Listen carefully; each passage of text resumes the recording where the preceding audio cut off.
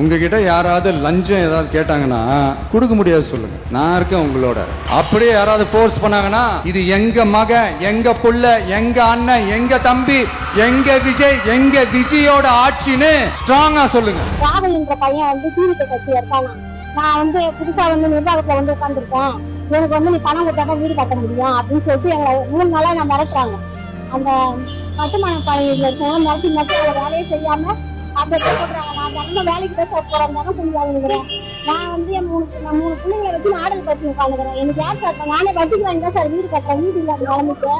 இந்த மாதிரி வந்து ஒரு 4-5 பேர் வட்டச்செயல சொன்னாரு, எனக்கு பணம் கூட 50,000 கொடுத்தாலும் எங்க சார் போகுது? நானு என் பிள்ளையே விட்டு சேர்த்துட்டேன்பா, இந்த கூட கட்டி வாடுறதுலாம் இப்படி பண்றோம். என்னப்பா பண்ணா அந்த வீட்டை கலக்கிற மாட்டாகும். என் பிள்ளைங்களை யாரும் பேசி வச்சுக்கிட்டு